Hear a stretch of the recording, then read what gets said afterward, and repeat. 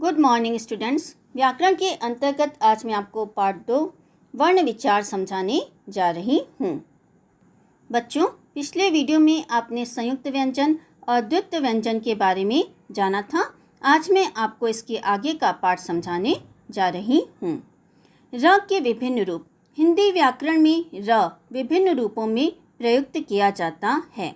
पहला, स्वर सहित र अपने स्वतंत्र रूप में लिखा जाता है, जैसे करना, भारत, राम, भरत, जवाहर। इन सभी शब्दों में र व्यंजन के साथ अ स्वर मिला हुआ है। दूसरा, स्वर रहित र अगले व्यंजन पर रेफ के रूप में लगता है, अर्थात जब स्वर रहित र किसी व्यंजन के पहले आता है तो वह अपने अगले व्यंजन के ऊपर लग जाता है। जैसे अगर हम धर्म शब्द को लें और इसका वर्ण विच्छेद करें तो इसका वर्ण विच्छेद होगा ध, र के नीचे हलंत लगेगा, म, अ। तो जब हम धर्म शब्द लिखते हैं तो र जो है अगले व्यंजन म के ऊपर लग जाता है। इसी प्रकार अगर हम कर्म शब्द का वर्ण विच्छेद करते हैं तो वर्ण विच्छेद होगा क, र, म, अ। र के नीचे हलंत लगा हुआ है, यह अधूरा है और इसके ठीक बाद व्यंजन आया हुआ है, तो र जो है अपने बाद में आने वाले व्यंजन अर्थात म के ऊपर लग जाएगा और शब्द बनेगा कर्म। इस प्रकार के कुछ अन्य शब्द हैं निर्भय, कर्तव्य, स्वर्ग इत्यादि। स्वर रहित र व्यंजन पर पदेन के रूप में लगता है, अर्थात जब र स्वर रहित व्यंजन के साथ आता है तो उस व्यंजन की खड़ी पाई के साथ र पदेन के रूप में लिखा जाता है।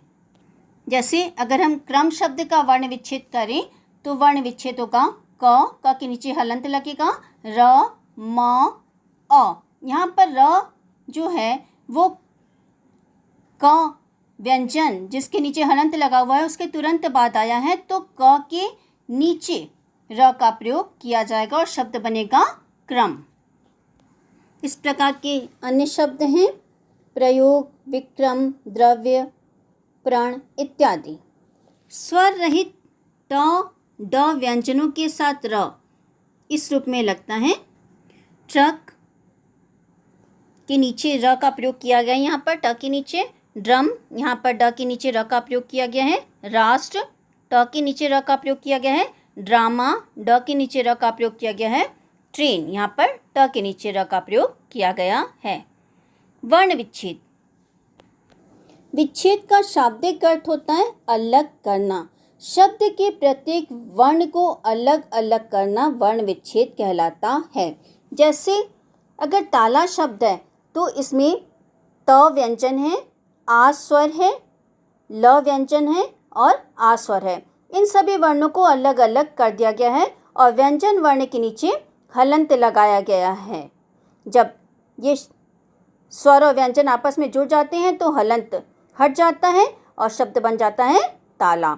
इसी प्रकार कछुआ शब्द है तो इसका वर्ण विच्छेद होगा क, इसके नीचे हलंत लगेगा, अ स्वर, छ व्यंजन, छ के नीचे हलंत लगेगा, ऊ स्वर और आ स्वर। इन सबको मिलाकर बनेगा कछुआ। अंगूर शब्द है अन, इसके बाद ग व्यंजन, ऊ स्वर, र व्यंजन, र के नीचे हलंत लगा हुआ है, अ स्वर। इन सबको मिलाकर बनेगा अंगूर। प्रेम शब्द है, इसका वर्ण विच्छेद होगा प, र, ए, म, अ। यहाँ पर वर्ण विच्छेद करते समय प, र और म के नीचे हलंत का प्रयोग किया गया है क्योंकि स्वर इनसे अलग हो गया है। जब हम इनको जोड़ेंगे तो शब्द बनेगा प्रेम। तो बच्चों, इस पाठ से आपने जाना कि वर्ण भाषा की सबसे छोटी इकाई है।